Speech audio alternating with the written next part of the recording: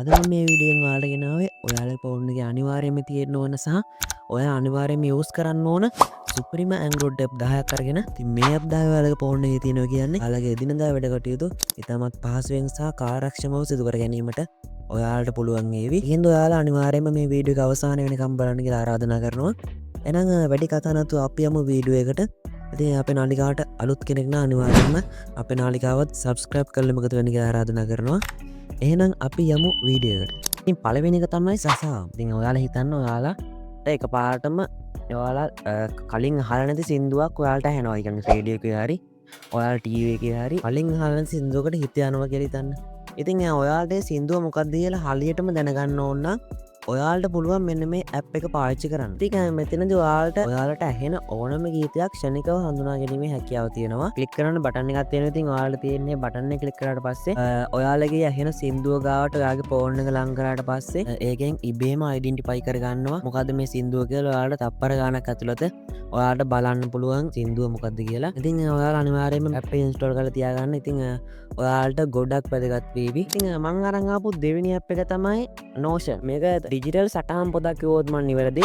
ඉතින් විශේෂයෙන්ම කියන්න ඕන මේකෙන් ඔයාලට සටහන් තබා ගන්න පුළුවන්. ඒ කියන්නේ එදිනෙදා වැඩ කටයුතු වලදී ඔයාලට විශේෂ මොකක් හරි සටහන් කර ගන්න ඕන නම් ඔයාලට මේ ඇප් එක පාවිච්චි කරන්න පුළුවන්. ඉතින් ඒ වගේ මේක විශේෂයෙන්ම ටෙම්ප්ලේට් වගේක් තියෙනවා. ඉතින් ඔයාලා ඉස්කෝලේ යන කෙනෙක් නම් නැත්නම් ඔෆිස් එකේ වැඩ කරන කෙනෙක් නම් ඒ අනුව විවිධ කැටගරි වලට අනුව ඔයාලගේ මේකේ ටෙම්ප්ලේට් තෝරගෙන ඔයාලගේ එදිනෙදා වැඩ කටයුතු ඉතාමත්ම කාර්යක්ෂමව සිදු කර ගැනීමේ හැකියාව පවතින මෙන්න මේ Notion කියන ඇප් එක පාවිච්චි කරලා. ඉතින් මම ඔයාලට ඊළඟට අරන් ආපු ඇප් එක තමයි Truecaller. ඉතින් මේක නම් ඔයාලා සාමාන්‍යයෙන් දන්නවා ඇති. ඉතින් මේ Truecaller ඇප් එක මගෙන් ඔයාලට පුළුවන් ඔයාලට අඳුරන්න නැති නම්බර් එකකින් ඔයාලට කෝල් එකක් එනවා නම් ඔයාලට පුළුවන් ඒ කෝල් එක එන්නේ කොහෙන්ද සහ ඒ කෝල් එක එන කෙනා කොහොමද රෙජිස්ටර් වෙලා තියෙන්නේ කියලා සහ ඔහුගේ නම ඔයාලට හඳුනා ගැනීමේ හැකියාවක් තියෙනවා. මේක ලංකාවේ ගොඩක් අය පාවිච්චි කරන ඇප් එකක්. ඔයාලා අනිවාර්යයෙන්ම පුෂ් කරලා බලන්න. ඉතින් ඊළඟට මම ඔයාලට අරන් ආපු ඇප් එක තමයි Pinterest කියන්නේ.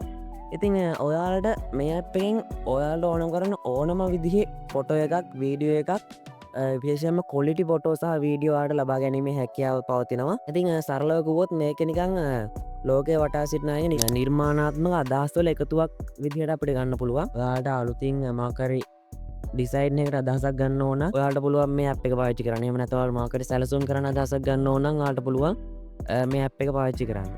ඉතින් මේ විදිහ ගොඩක් ඔයාලට ප්‍රයෝජනවත් වෙන ඇප් එකක් තමයි මේ Pinterest කියන්නේ.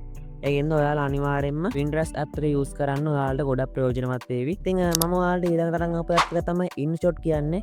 ඉතින් ඔයාලට ෆොටෝ සහ වීඩියෝ එඩිට් කරගන්න ඕන නම් තියෙන හොඳම ඇප් එකක් තමයි මෙන්න මේ InShot කියන්නේ.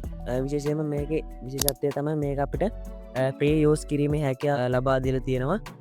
ඉතින් මේකෙදි ඔයාලට විවෘතීය මට්ටමින් සහ ප්‍රොෆෙෂනල් විදිහට ඔයාලගේ වීඩියෝ එක සහ ෆොටෝ එඩිට් කරගන්න පුළුවන්. නමුත් එක කාරණයක් තියෙනවා මේකෙදි වීඩියෝ එඩිට් කරද්දී නම් යටින් පොඩි වෝටර්මාර්ක් එකක් තියෙනවා. නමුත් ෆොටෝ එඩිට් කර ගැනීමේදී නම් එහෙම ප්‍රශ්නයක් සිදු වෙන්නේ නැහැ. ඉතින් ඔයාලා අනිවාර්යයෙන්ම InShot ඇප් එකත් යූස් කරලා බලන්න ඔයාලට ගොඩක් වැදගත් වේවි කියලා මම හිතනවා. ඊළඟ ඔයාලට අරන් ආපු ඇප් එක තමයි Money Tracker කියන්නේ.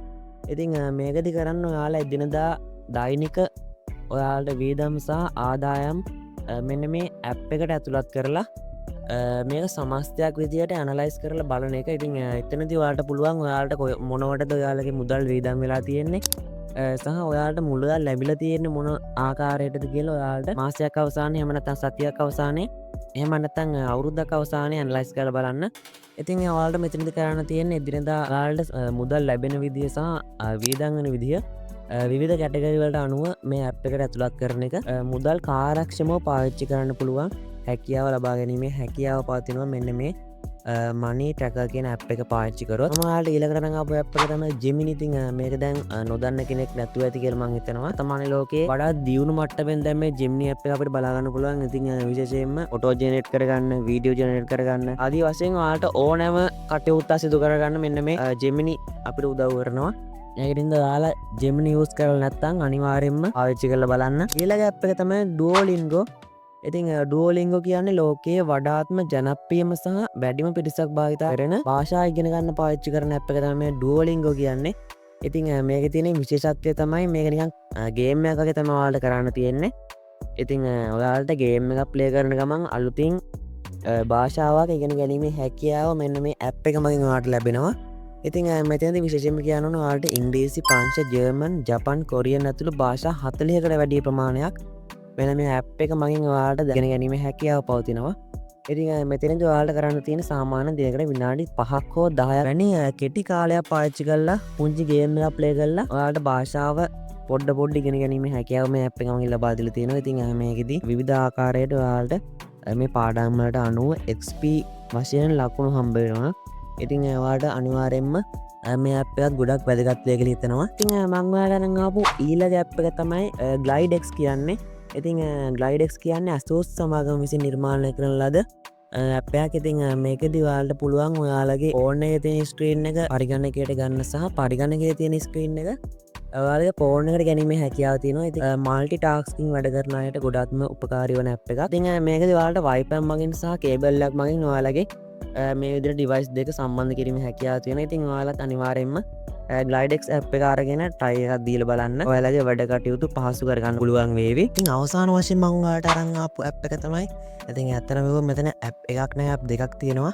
ඒ තමයි Uber සහ Pickme. ඉතින් මම මේක මෙතෙන්ට ඇතුළත් කරේ. ඉතින් මේ ගොඩක් වැදගත් වෙන ඇප් එකක් නිසා ඉතින් කවුරු හරි මේ ගැන නොදන්න ඕන නම් ඒ ගැන දැනුවත් වෙන්න ඕන නිසා. ඉතින් ශ්‍රී ලංකාවේ ප්‍රවාහන සේවා ලබා ගැනීමේදී ඉතින් Uber සහ Pickme යන ඇප් දෙකම ගොඩක් ජනප්‍රිය වෙලා තියෙනවා වර්තමානයේදී. ශ්‍රී ලංකාව තුළ Uber වලට වඩා Pickme තමයි ගොඩක්ම ජනප්‍රිය වෙලා තියෙන්නේ. ඉතින් Uber කියන්නේ ලෝකයේම ගොඩක් ප්‍රසිද්ධ ඇප් එකක්. නමුත් Pickme කියන්නේ දේශීය වශයෙන් ප්‍රසිද්ධ ඇප් එකක්. ඉතින් මේ ඇප් දෙකෙන් අපිට ප්‍රවාහන පහසුකම් වලට අමතරව ආහාර ඇනවුම් කිරීම, පාර්සල් යැවීම වගේ වැඩ කටයුතුත් පහසුවෙන්ම කරගන්න පුළුවන්. ඔයාලට මේ හරහා ත්‍රීවීල්, බයික්, කාර්, ලොරි රථ ආදී වශයෙන් ඕනෑම ආකාරයේ ප්‍රවාහන පහසුකමක් ලබා ගැනීම හැකියාව තියෙනවා. Pickme හරි Uber ඇප් එක හරි තාමත් පාවිච්චි කරලා නැත්නම් අනිවාර්යයෙන්ම ඔයාලගේ ෆෝන් එකට ඉන්ස්ටෝල් කරලා තියාගන්න. ගොඩක් වැදගත් වෙන ඇප් එකක් විදිහට තමයි මම නම් මේ ඇප් දෙක දකින්නේ. ඉතින් මම අද ඔයාලට නම් ආපු ඇප් 10 තමයි මේ ටික. අනිවාර්යයෙන්ම මේ ඇප් 10 ඔයාලගේ ෆෝන් එකට ඉන්ස්ටෝල් කරලා තියාගන්න. ඔයාලට ගොඩක් උපකාරී වෙයි කියලා මම හිතනවා. ඉතින් අපි තවත් මේ වගේ අලුත් වීඩියෝ එකකින් හමු වෙමු. අපේ නාලිකාව subscribe කරලා නැත්නම් අනිවාර්යයෙන්ම subscribe කරන්න කියලා ආරාධනා කරනවා. ඔබට ජය වේවා.